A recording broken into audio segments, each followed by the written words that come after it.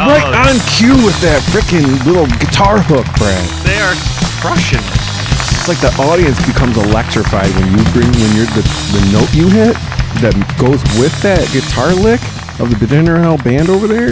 It's like that puts chills up my freaking spine every time. I like to think of myself as the spiritual successor to Johnny Carson, if not the actual successor. Did Johnny Carson say that? Like, no, but he came out like, did like fancy shit and like, yeah. Yeah, when they do the Here's Johnny and then the band would come in. Yeah. That's fun. And he would do like motions and they'd hit the... like the symbol and shit. Yeah. Like, puts on that stupid wizard hat. Frickin' man, what is going on? What is this? Well... Welcome back for another exciting edition of the Dinner in Hell podcast, where two amateur historians talk about the atrocious underbelly of history. I am one of your co-hosts, Brad the Impaler, and with me, as always, Ron motherfucking Maiden. Yo, what up? Yeah. Ron, I'm gonna be real this episode. what are we getting into tonight?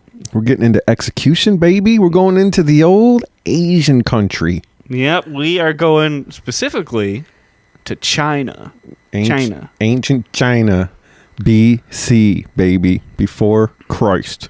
And if you don't know who Christ is, we have a crucifixion episode series available you can listen to. You learn all about this man called Christ. Yeah, if you've never heard of him, I highly recommend it. There's a pretty good book. Lots of people have read about it, too. Matter of fact, it's the bestseller of all time. All kinds of different stories about this man. Yeah. But Christ, yeah, he's a great guy. But the what is it, before Common Era? Yeah, before the Common Era. That's right. So what we're going to be talking about tonight is an execution method, and that is Lingchi. Lingchi, what is that? Now, so you may be more familiar with one of the other 30 names that this execution method has. It's sort of similar to the Black Plague in that way. Multi-name? Yeah, this is the name you probably are familiar with. Death by 1,000 cuts. Now that... Yes. It's a pretty terrifying title. I imagine 1,000 cuts. Like, literally, I'm like, there's a guy that's like, where are we at? 774? Okay. Just making sure I'm on the same page as you. Mm-hmm. Counting them, each cut. Usually when thousands or numbers that big are thrown about, it's an exaggeration. But in this case, most of the time it's not. As a matter of fact, it could be even an understatement, as you'll come to see. Yeah, like, can one of the cuts please be my throat? Yeah, exactly. We got a doozy ahead of you, folks. Yeah, I'm not gonna lie. This one was a little tougher than usual. It had a visceral reaction for me reading about this, and also, as you'll see, this continued for a long time. So if the more intrepid and or sick of you may choose to go look at photographs of this, which do exist. Don't do it. You really don't want to. I want to foreshadow. I just want to do a foreshadow, and I just want to move on. I just want to say it. Mm-hmm. You know that, like, when you want to, like, practice beating up, like, a heavy bag? Yeah. You can also get, like, the upper torso man with the head? Yes. Okay. So, we're talking about Lingchi today. Yeah. Death by 1,000 cuts, the slow process. Yes. What are some more? Death by division, which That's I'm gross. fond of. Death by division? Yeah. The lingering death is another one. And there's another badass one.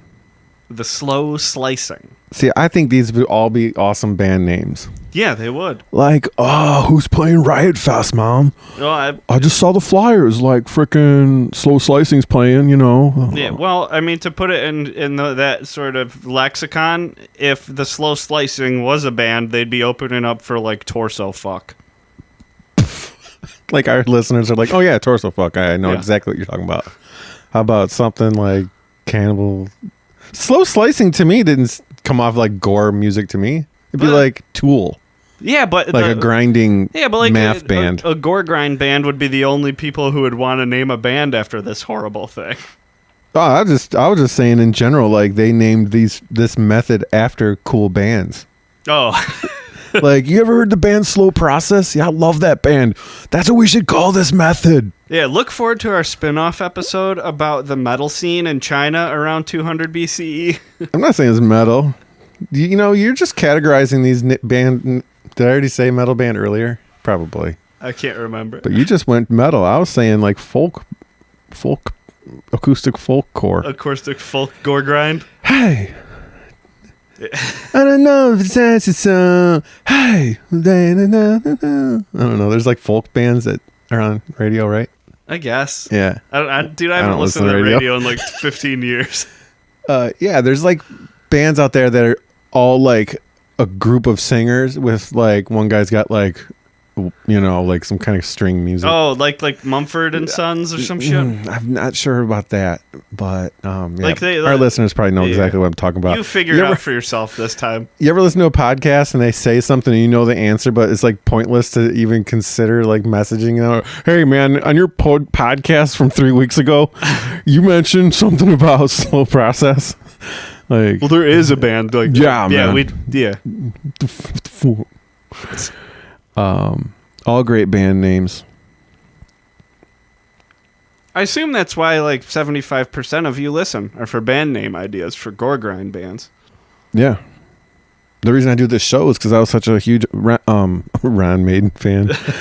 Oh my god, Iron Maiden fan. Like I've learned so much freaking history answers from Iron Maiden. It's not even funny. Man, for sure. Freaking Murders in the Rue Morgue comes up. All kinds of shit like that. The freaking Churchill speech. Yeah, like, you know, Phantom of the Opera, shit like that. Like, you've learned so many, like, Jeopardy answers from Alexander the Great. Yeah. The Trooper. Yeah. Prisoner. That was a TV show, too. And that's what that opening's from. Who are you? The new number 2 is like a TV show or a movie. Yeah, because that was always like... Yeah. Busy, like I never knew what the hell was going on. All their shit is, like, not original. You know what I mean? Yeah. Unless, like, Charlotte the Harlot is original. Like, unless that's from a book. I don't know. Yeah, it was weird because they would fucking like because originally everything was all Satan, but then they caught too much heat for it, so they were like, ah, fuck it, we'll just write about history. Yeah. Yeah. Well, yeah, I guess you're right. From I mean, that's what I heard him. That's what I read in an interview or something. So we go from Iron Maiden. We're back in China, BCE. Yes, this goes way back in its origins.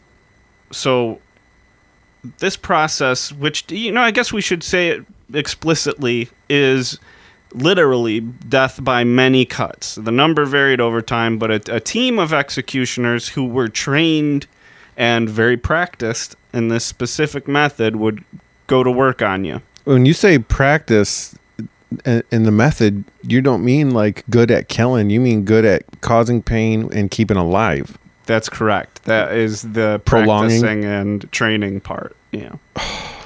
There were some cases in which it was intentionally not prolonged. I think he can live without his nipples. Am I right? You're good. You're going to do good in this class. No, they'd always die. They'd definitely always die. But, you know, you're not going to die from nipple death. Nipple removal. You can just cut nips off, right? What you got your hand up. What do you want to say? Oh, yeah. What if you just cut the nipples off? I like where your head's at. Yeah, that would probably keep them alive. Did you look at our quiz? Did you look at my quiz for executioner class? You know somebody who was in this class last year. Son of a bitch. That's my impression of a ancient Chinese execution instructor. Yeah, good one. You're all going to do just fine. I felt like I was there. I got a classroom full of bright individuals here.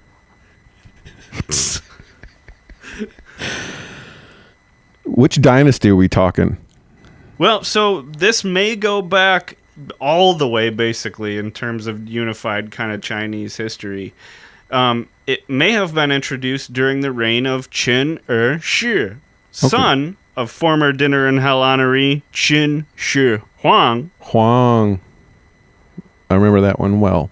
Yeah, and so this takes us back to around 200 BCE. Hey, do you think I'm want to put the Huang sound clip from that one episode on the end of this episode after the music plays out? That clip we made where we're trying to pronounce it. Okay, yeah, we can put that on there. It's pretty funny. It's from like a blooper reel of us trying to say it. Yeah. So stick around after the episode ends. Yeah. Okay, Qin Shi Huang. Foreshadowing. This would have been around 200 BCE, right? Yep, that's where it could have been introduced for the very first time. So, yeah, like, 2217 years ago. Long time. Who's getting this how? Let me just ask you this. I just want to be clear on why you would be sentenced to this. Now, see, it was generally sort of reserved for what they viewed as, very bad crimes, such as treason, which is always on there. And due to their Confucian nature and their ideas of filial piety, it was also, sort of top level of heinous to kill your mom or your dad or your master or employer, and any mass murder scenario could get you Lingchi'd. Let me get this straight. If I were to mass murder a bunch of people, that's my freaking penalty? Yeah, Jesus. you'd get cut, death by 1,000 cuts. Is that like a common thing? Same thing as if you killed your mom or dad or both. What was patricide? Patricide's if you kill your dad. Matricide's if you kill your mom. God darn it. This method, I imagine, probably was quite rare. Yeah, when it kicked off, it took a while to take hold. It didn't take off like the pet rock. It sort of needed a little time to percolate. But it did get very popular in the meantime. Let's see, by the time we get to Liu Jie of the Liu Song dynasty in about 465 AD, yeah. He takes the throne, and he's 15 years old, and he is Lingchi and people left and right. He's going Lingchi crazy? Yeah, this dude was murderous and just sadistic crazy. And, we're talking about a 15-year-old, high school sophomore, who would personally, with his bare hands, rip the eyes out of people. Okay. He would hop in, drop in Lingchi, so he'd be tap out one of the members of the execution squad and just grab a knife and be like, I'll help for a little while. Yeah, let me have a go at this guy. Yeah, for fun. He would get angry and disembowel people. He would just attack people with a blade and kill them. For a gag, he'd walk up to you and gut you, slice you up. Yeah, and he was bad enough that his own people assassinated him about a year later when he was 16. Nice. Yeah. Who isn't ripping people's eyes out at 15 doing crazy shit, Yeah. Everybody has their phases. Yeah. Ripping eyes out, egging houses, I wanted to go back to when I said something about this being a rare method, and then you said, yeah, it grew in popularity. I'm like, what does that say about the people that this grew in popularity? Well, it doesn't say anything about the Chinese people. It says a lot about the rulers, though. They're like, I like what this does, has a great effect on the people. Because people talk about it for days. At first, it was always reserved for those big crimes, but after a while, the emperor started doling it out for more minor and minor offenses. And, jaywalking? Flipping the bird? Yeah, you name it. The emperor sometimes would just use it arbitrarily against their political rivals. So, if you were trying to make moves against me, I would just be publicly Lingchi this person. If you're running for city council, I'm running for treasury, and God damn it, I am too. Well, guess what? Lingchi, bitch. Yeah, or if you caught tie him up. If you caught somebody trying to turn one of the provinces in China against you or something. Even also the family members of those political rivals would sometimes get it. But there was, even within, sort of the aristocratic Chinese structure, always opposition to it. It was protested. and there were a variety of abolition movements and proposals put forward. One formally as early as 1125. 1125. Trying to think of what U.S. president was in power. Was it 1125? Probably Chief Crazy Horse. Yes, yeah, 1125. That's it. So, but also, I'm saying that the abolition proposals were put forward as early as 1125. That should be a little bit of that's a headline from the foreshadowing book, because it's already been around for 1,300 years at this point. Yes. Right. Yeah, so there was as early as then, and it's already been around for 1,300 years at that point. Way to get on the ball there, China. So, well, I suppose you want to get into more of exactly what it is? Yes. I guess we have to. Please. Because this is the show that yeah, we're doing. People came to learn about how to kill the 1,000-cut method, and this is what we're here to do. We provide education. Okay. Do not look up the images.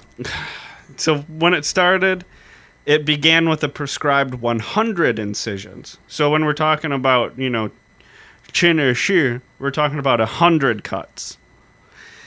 But by the time we get to the Ming Dynasty in the 1300s, 3,000 individual incisions were prescribed by law. You said the abolition people were out trying to get it ended in 1125, and here we are in 1300. They're like, yeah. It's still getting worse. Like, all the people that were trying to abolish it got Lingchi. Probably. They're like, you want to freaking abolish it? Come on over here. Yeah, probably. Stand next to this post. I mean, I know it's what I'd do. I would not. I would just blend in. Yeah. I wouldn't make eye contact with anyone. I'd be like, how do you make cyanide? Just so you can like cyanide yourself. And then the real trap would be where you'd really realize you're totally fucked is that you don't speak Chinese. You definitely don't speak ancient Chinese. They think you're like from space. They'd worship you. I think they might just kill you. Oh yeah, they probably recognize your look from like, Europe travelers. At least they should if they're smart. Here to buy some cinnamon. Heard you guys got cinnamon. I'm here for spices. Talk spices. Silk. Yeah. Well, that's how I got here. Silk Road. That's right. Exactly. Killed like 10 rats on the way here from the boat. Yeah, well, there was a prescribed number of cuts, but there was no prescribed methodology. No specific set of cuts were prescribed by Chinese law.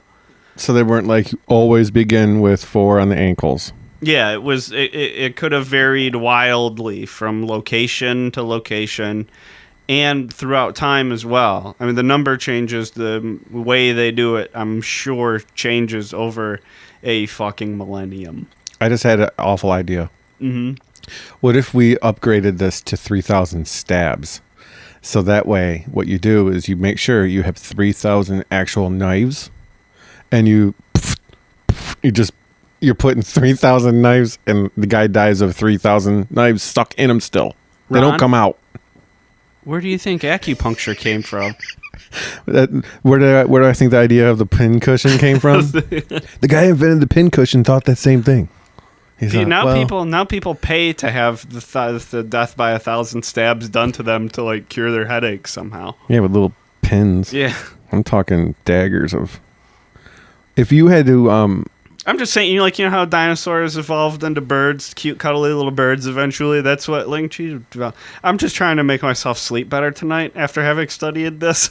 Like, if you had to be the executioner and you had to like do one cut, like you gotta get in there and do it, or else we're gonna kill your ass. And you're like, all right, fine. Where would you cut the dude, like, to be nice, like, or would you do the dinner in hell's secret and just slice his throat and save his ass the trouble? I would go with the throat slice. I would say, I'm sorry, good night, sweet prince, and then put him down. I'd like cut his like wrist long ways, so he goes to sleep up there maybe. Also, that's like my moral ideal. That's what like I hope I would do. But I think out of fear of being propose to be next for ruining it by killing the guy right away. Just do like I might wuss out. Butt cheek slice? I might like bitch out and just do an easy thigh chunk or something and just run screaming away. I'm just talking like, I'm not talking like hack off some. I'm talking like do a scrape of like slice. Yeah, that's not how this worked. Oh, you're talking cutting off pieces? That's how this worked. Let's be specific about this. Okay, because I know things get chopped off. Well, let me be. Let's really dial into exactly what this is, so all of you can be as haunted by it as I am. Can I? Sure.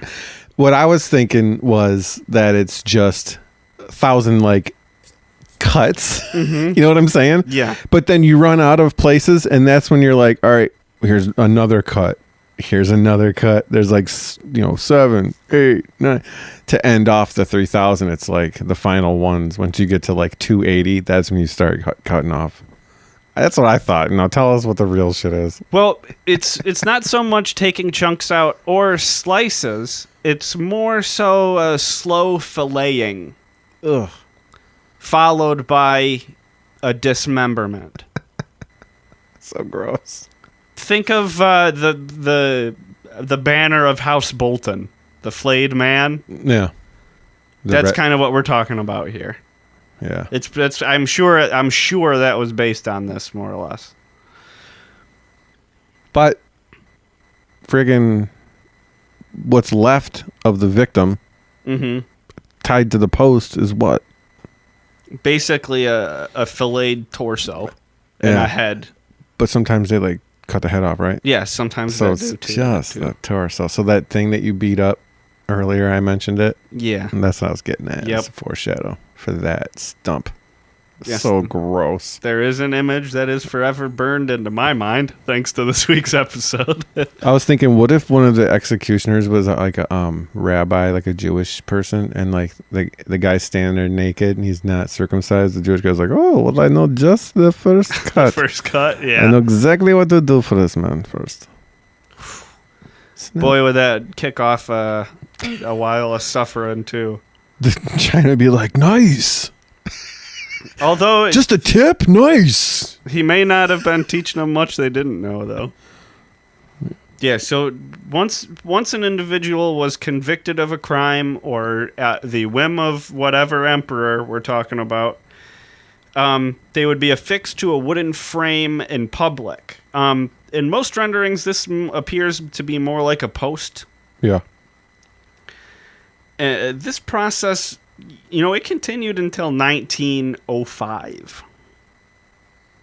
Yeah, it was finally abolished by the Qing dynasty in 1905. As sort of a bid to save themselves. The public had turned against them, but 200 BCE... America was founded in 1776. Correct. Lingchi was abolished in 1905. Correct. Wow. Yeah, so this practice may have been done until, like I said, that earlier number's a little dicey, but that's when it may have been introduced at some form. And they did this for more than 2,000 years, like 2,100 years. You know how long ago it feels that Jesus was alive? They did Lingchi in China for longer than that. God damn. They were still doing samurai stuff back while we had like Grant as president.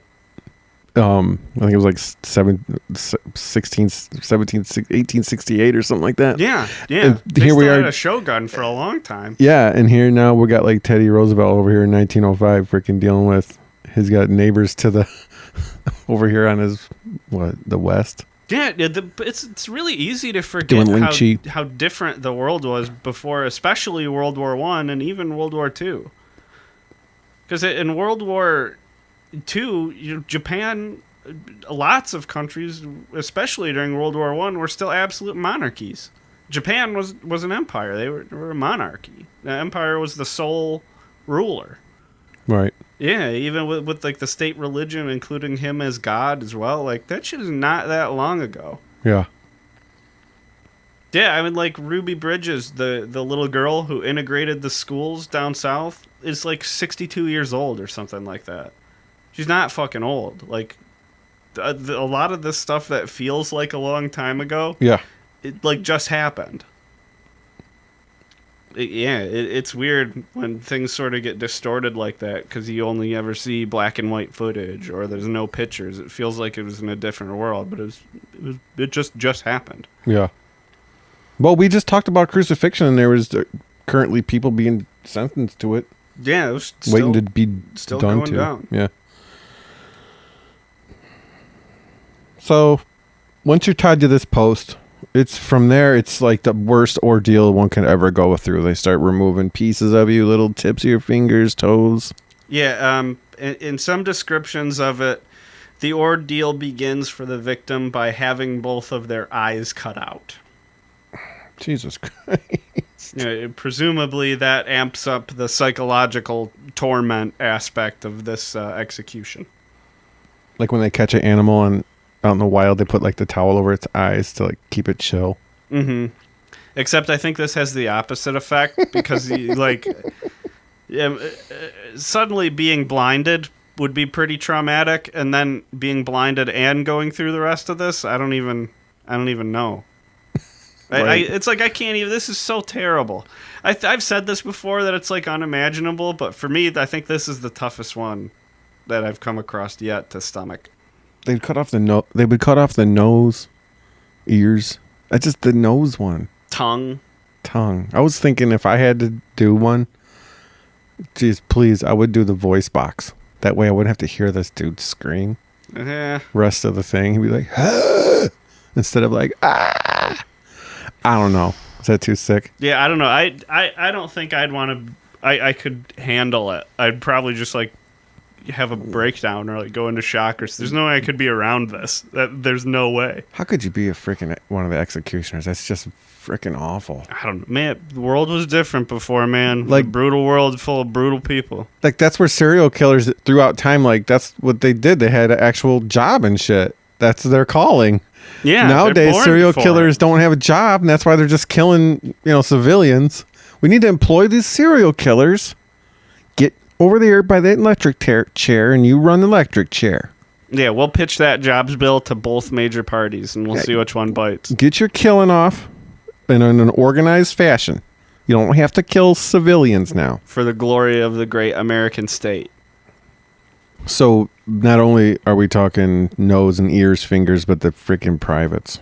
Oh yeah, they'd go after the junk too. That would go relatively early on. As a rule, they generally start on the outside and work their way in. Yeah, this is in public. Yes.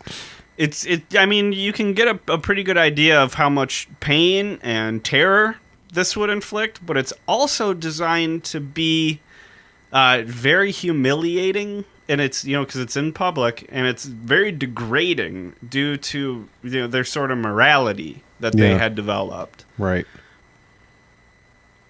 Because they're like based on like respect over there, right? Like their culture is all about like treating one.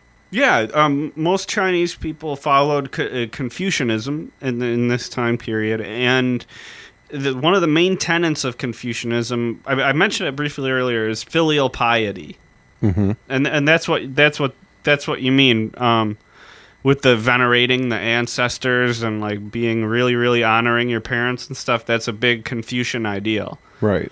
Yeah. So for people who violated that, they would violate theirs by cutting them, which in Confucianism, another big deal is you're not supposed to violate like your bodily integrity. So like tattoos and piercings, like shit like that is off limits. You're not supposed to do it. It's a bad move for Confucians. So cutting them into pieces, it means they're not whole in the afterlife. Imagine a ghost of a Lingchi victim floating around, bunch of pieces. Big fucking like chunks of shit coming at you. Come and get you. Yeah, something like that. Yeah, Amityville Horror. Yeah, that's what they believe. So it's like a double execution. They kill you now, and they kill your afterlife too. Dude, I just called you dude. Listen, dude. Hey, dude. Hey, bruh. Hey, dude. Frickin' Lingchi. You mentioned tattooing was like off limits. You didn't tattoo yourself. Like when you're buried in the ground, you should have no tattoos, right? Yeah, for Confucians. Right.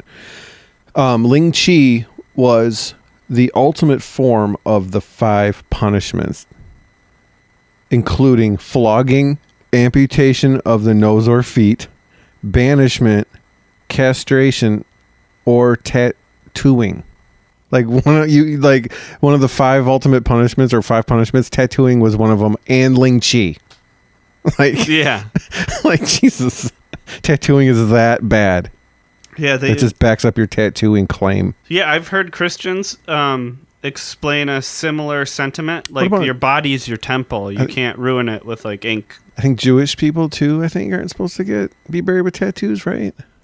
Maybe. Like, I'm not positive. It sounds right to me, but I don't know for sure. I'm not sure about Muslims either, though. I want to say Muslim too are pretty strict about their body. It seems like a pretty common belief. Because with Muslims, when they pray, they want their whole body to be cleansed and clean. Like they wash their hands and face and shit before they pray, like 5 times a day.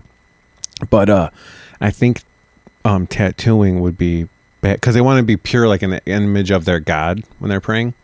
Yeah, it's like a tattoo. I think that might be. I feel like I've seen a lot of Muslims with tattoos. Really? But I don't know how observant they are. Yeah. So tattooing and Lingchi in the same category as far as the 5 main punishments back then. Yeah, they took their Confucian ideals pretty seriously. Yeah. Which is another reason why this punishment would be even worse for them than it would be for us. So I don't believe my afterlife would be ruined by it, but they do. They think like there's even more stakes on the line. Yeah.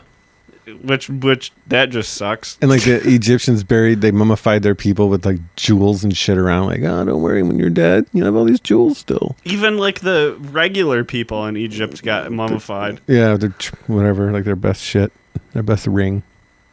Yeah, they'd get like the Kmart fucking mummification package. So let's kick off a Lingchi. I imagine there's multiple executioners. When I've seen images, this person is usually tied to a post, and it's like suffocating with the amount of people that are around them. Yeah, well, there's an awful lot of spectators generally. I mean, I'm talking like crowded, can't get crazy, like stand back, spread out. Yeah, give them some room to work. I'm sure there's like seating, some air, right? I'm sure there's some type of bleacher seating. I don't think so. No. Me on your shoulders. Yeah, so like I said, they'd start out at the ends. So we're talking fingers and toes go first, and then the skin on your hands and on your arms. And there's people working simultaneously on your limbs because they're working fast, even though they're trying to make it last. Because most of the time, people die somewhere during the sort of beginning stages of this, I think. Yeah, eventually somebody nicks an artery and it's over with. Mm-hmm. Yeah. Nice one, new guy. Greenhorn. Yeah. Oh, come on, man. It was like 8 minutes. It's bullshit. Well, yeah, so they'd work their ways up, basically removing fillets of skin and flesh. So they weren't just skinning them. It wasn't exactly like the flayed man, but they were taking tissue chunks, like deep, like steaks. They're cutting steaks out of you. Oh God. Yeah, and they'd move in, eventually cutting the chest and the torso. After they flayed most of the skin off of your chest, torso, and all of your limbs is when they would start to dismember. The dismemberment would occur. That's when the arms and legs would be, carefully and methodically separated from the torso of the victim. Whew. Whew. They called it the slow slicing, and they called it that for a reason. Because it would last for a wide variety of times. The regional and historical variation throughout it could mean that, a lot of times people would die from this around the 15-minute mark. because you hit one of those leg arteries or something, and it's done in 20 Oh, right. seconds. When we're talking hacking up steaks and shit off a quad. Yeah, it's thigh muscles. Yeah, if you make a mistake, or some people are just built differently. Sometimes this shit might not be where you expect it to be. Who knows? But a lot of people died after about 15 minutes. However, this process could be extended to time periods, hours. It could last hours, several hours. The process would finally culminate in either a decapitation or a stab to the heart, sometimes both. And these would be more or less symbolic, because almost everybody was dead by then. Yeah. It would be very rare for somebody to make it to that stage. I mean, I would say after the dismemberment, it's impossible. I'd say it's impossible. What kind of man does that to somebody and then goes home and has But let's not assume that they go home and have a normal life. Let's think that they live out. Maybe they had a normal life for 1300s China, whatever the hell that was. Maybe they live in the loft of some farmer's barn. He pays for the space. Maybe he's a crazy guy. I bet you the executioners are people that the emperor trusts, which means they probably live very cushy lives. I bet you way more of them than you'd think were had families and led prominent civic lives and shit. I bet you these are government officials. They probably were my job, well paid and shit. I do my job for honor. For the dynasty. It's probably something like that, man. When I go to work, do not call my phone, because when I'm doing what I do, I can't have the phone go off. Yeah, he's probably sending letters back and forth to the master picker. From Pricker. Yeah. Right? Yeah, Mr. Pricker. That's what I meant from the Scaphism episode. Yeah. They got a support group going. They're nobody's ignoring me since I did this really nasty variation where I fucking slit his nutsack between the middle or some shit. They won't stop picking at me. I'm an awful executioner. I can't make any friends. Everybody's scared of me. The 2 Lingchis I ruined now. That's a dishonor. Yeah. So we're talking humiliating the victims after they're dead. Yes. Yeah. So, I mean, the Persian crucifixion, where, they behead them first. So the crucifixion's entirely symbolic. Yeah. Or terroristic might be a better word for it. Mm-hmm. It's similar to Lingchi, because no matter what, even if they died immediately, they would still continue and make all 3,000 cuts if we're in the Ming Dynasty. They'd go through the process even after the victim dies. They do the entire thing. There are some cases where families would pay off the executioner to kill him early. Yes, absolutely. The executioners, well, maybe they weren't that well off because they were susceptible to bribes. Yeah, they do it and then, oops, I'm sorry, my bad. Yeah. I just made 300 quid. Yeah, they're using sterling silver. 50 quid, 50 large. Yeah, I cut them, and I made me 50 quid from it. This guy's lives in China. He's Beijing. He's from Europe. He's just trying to blend in. That's right. That's the right. Piss off, mate. Yeah, my name is Chen Shi. Yeah, that's right. Bob. Chen Shi Bob. That's me. You look like a Chen Shi Bob, mate. Yeah, come on. We have a pint. Green tea. That's it. That's the ticket. Green tea. Green tea. Yeah. Right. Come on, mate. Yeah. Oh, shit, I love doing this. Thanks for listening. Let's try to get some chuckles out of this Lingchi shit. Oh, my God. This is a strong one. Yeah, so with the bribes, the length of time this occurs could be moments, basically. And it relied on either the skill of the executioner or the amount of the bribe, I guess. So, we've talked about where Lingchi goes down. We've talked about how it goes down. We've talked about the evolution of the method of it. Let's talk about someone who has succumbed to it. Yeah, we found one sort of really interesting story regarding Lingchi, a victim of it. We're going to wrap this episode up with this case. The execution of Yuan Chonghuan. Nice. So he was a Ming Dynasty general. So, I mean, kicking this off, we're in the heyday. We're in the bad times for death by 1,000 cuts, because it was death by 3,000 cuts. God damn it. Don't fuck this up, Chonghuan. Yeah. Chonghuan. He was a total badass. Yeah. I mean, this guy was a real motherfucker. He was kicking the shit out of tough people. And at one time, with his Ming army, defeated a Jurchen invading army that included 200,000 Mongol troops. Damn! This dude, to go along with what you said, this guy was the master of the European cannon. This guy studied every freaking detail of cannons, and he was like the ace shot with the cannon. Like, what? Over there? Perfect.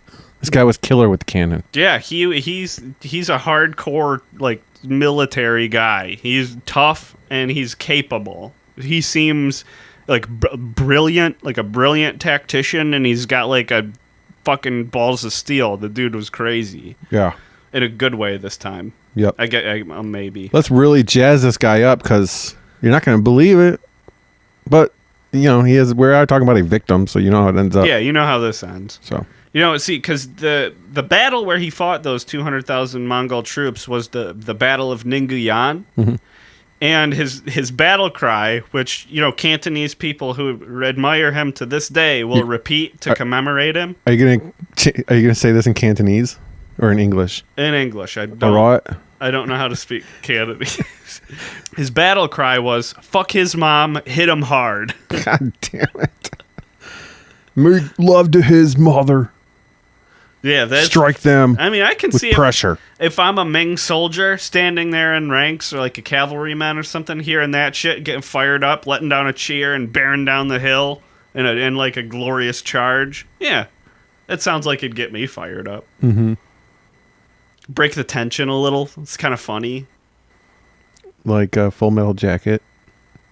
I don't know what I've been told. Eskimo, pretty cold. Like, I could do this jogging shit. We're gonna talk raunchy. Yeah, that'll pass the time. Private Pile, what is your major malfunction? I'm awful. Ooh, that's a sad movie. That's a bad dream. Beating his ass with soap. Okay. Well, but anyways, unfortunately for Yuan Chonghuan, after thwarting a Jurchen surprise attack on Beijing, which, I mean, he only got his army there days before the Mongol troops were rolling in, he was criticized for not, like, completely wiping them out, just repelling the attack. They were like, why don't you just destroy the entire army? Yeah, well, you just defended them and they left and you just let them leave? And he's like, what the fuck? I just saved the city, you idiots. Yeah, we're good. Yeah. See, I only used 8 cannonballs, bro. There's still 16 laying there in a pyramid formation. You know, they fucking stack up cannonballs. Little visual. Yeah. The emperor then, Chongzhen, who was in fact the very last Ming emperor, and maybe because he was a dummy, believed the rumor that he was collaborating with the Jurchen and other, shitty rumors about this guy who was basically, I mean, still to this day revered as a Chinese war hero. He believed that he was working with the Jurchen, and that would be high treason. So you can guess what his sentence was. Treason. I mean, treason's just always up there for the worst shit. Yeah. Our show should just be called Treason Podcast, Treason Cast. Yeah, and treason and more. What's fucked up is the rumors were planted by the Jurchen themselves. Yeah. They got rid of their most fearful adversary, their toughest opponent. They got their own people to kill. They manipulated their enemies' military leaders with hearsay to change the history for their whole personnel, meaning just from what they said, their whole government turned against that general. That was a goddamn hero, as far as I'm concerned. He stopped 200,000 Mongol invaders. He saved the city of Beijing. Just from hearsay, this dude is dead. There was no like evidence that he did it. Now, his execution provides sort of interesting kind of evidence. But, I mean, at once, it shows that a lot of times these people did survive at least to the dismemberment stage of the scenario. Yuan, he was left alive in the center of Beijing after having been flayed and partially dismembered. Probably feet, hands. I don't know. Those are major veins. Yeah, some chunks of him fingers were cut off. Probably fingers, ears, nose, and toes. I would say it would have to deserve the way they described it when I read it. I would say it would have to be at least one limb gone. I think if you were cut off a penis, I think the veins in there would bleed you to death, I think. Right? That's pretty... There's lots of veins going on in that thing. Yeah. I mean, maybe they're cauterizing. I don't know what the fuck's going on, but this asshole was still alive. They got a cauterizer on standby. He's got a blowtorch. Don't worry, I got it. Fuck. They're like, well, we got a vein. Come over here. We need you.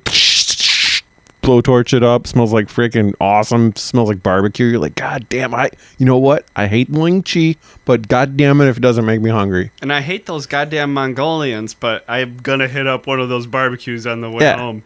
Take your shield, put it over the fire, heat up the shield, and then make the stir fry on the shield. You know that's what it came from? Yeah. They make their shit in their own shield. Hell yeah. That shit is good, man. This dude was tied to this post, and it took him a half a day to die. Yeah, he was left there partially dismembered. They didn't do the coup de grace with the decapitation or the heart stab, and they left him there. And he was heard screaming for half of a day. He was described as like his head being the only thing that was left recognizable in any way. So basically, he's laying there with no skin and missing probably at least one limb and probably pieces of others. That's just awful. And he just saved everybody's life, like the day before. Can you believe that shit? Talk about getting sold down the river. That's some bullshit. Unbelievable. I have a question for you if you want to go out with a question topic. So we just talked about this execution victim. Mm-hmm. Besides him, how many execution victims can you name from our podcast series, past episodes? Jesus. That's an easy one. We've got Scottish man. William Wallace. Yep. Got Joan of Arc. She was talking. Oh yeah, she's burnt. Yeah. At the stake in the burning episode. Smells like burning. We got both Paralaus and Phalaris. Yeah, the designer of the Brazen Bowl. And the first owner of the Brazen Bowl. Was both killed in it. Nice. What about how'd Vlad the Impaler die? I don't think it was executed. I'm just naming names. St. Peter. St. Peter? Oh, yeah. Peter's Cross. Yep. I got one for you. Shitty priest, shitty murderer. Can you remember his name, though? Hans Schmidt. Father Hans Schmidt. Okay. Hans Schmidt, Father Hans. Yep, you're right about that one. He was the shitty priest, shitty murderer episode. Hitler took his own life, right? James Jones. Yeah, Hitler killed himself. Jim Jones ordered somebody to shoot him. So he was essentially executed. Yeah, but on his own orders. Yeah, it was like we don't just execute on command here. We do it on treason assholes. It's treasonic assholes. Catherine of Aragon, St. Catherine. What about Bathory? No, yep, she got immured. Yeah, no, wrapping it up with Bathory. If you know any more, like anyone, we are so sick and tired of people contacting us on Twitter. It's almost out of hand. It's like my phone keeps going crazy. It's like, so-and-so wants to ask you a question about Bathory. Like, hey, chill on the Twitter. Yeah, so please Please, whatever you do. Make it real important, please. Just don't message us at Dinner in Hell Pod. Our ID, our username on Twitter is at Dinner in Hell Pod. Under no circumstances send any messages to at Dinner in Hell Pod. Or friggin' we're sick of episode subjects. God, we're up to it. We got it. We do not want any suggestions. And you know what's I'm getting real sick and tired of is the rating and subscribing on iTunes. Yeah. Please. Cut it out. Just go individual listens per. We've had it. We are on YouTube, but don't you dare watch it. My God, I looked at Crucifixion Part 2 on YouTube, had 1 play. There's you and I are both on the show, and I got 1 play. Like that means maybe one of us hit it, and it wasn't me. It wasn't me. So at least we got one legit one. Okay, we don't want any plays on YouTube. That's just for content. That's for just in case. We For know it's Google a hard way to results. listen to it. We're not demeaning you. Thank you for listening. We love you. That's our brand. We're trying to get Google search results. When you Google Dinner in Hell, some other shit pops up. Like I think like a play or something. I don't know. Yeah, some kind of weird Swedish show or like play called Dinner in Hell or something, or is there a painting called Dinner in Hell? I think. Yeah, but we're the Dinner in Hell. The Dinner in Hell. Also, recently we've noticed some Minnesota plays and tons of them. North Carolina. That's pretty cool. So, well, shout out. What up? Yeah, Perham. And again, and Parker's Prairie. Yeah, Parker's Prairie. Minnesota. That's a cool name. Alexander, North Carolina. What up, Alexander? Yay. Mountain View, Kelly. And again, that Twitter where we do not want you to send anything is at Dinner in Hell Pod. Yeah. Facebook is just getting. We've got like X amount of followers. That's enough. Yeah, no fucking emails. Do not send any emails to dinnerandhellpodcast@gmail.com. Yeah. Don't at all. And don't send us PayPal money either out of the blue. We're sick of it. It's like we owe you something after that. But actually don't do that because we don't even have a PayPal account. I don't know what'll happen. Well, thanks for listening. Thanks to the band. Oh, they're killing it as always. The audience is just beautiful. Just you guys are the best. You're just the sweetest heart. Good at clapping. Listen, they just clap like Incredible. They should record our audience and use it as like sound effects for other people to use. They absolutely. Because they're like they bring it. So if you ever hear this clapping anywhere else, that's what happened. And you got it. They got it from our show. Yeah, our lives. Let us know. Yeah, we'll fucking go after these people. Don't let us know on Twitter. Thank you for a good show, Brad. Thank you. Thanks. Good night.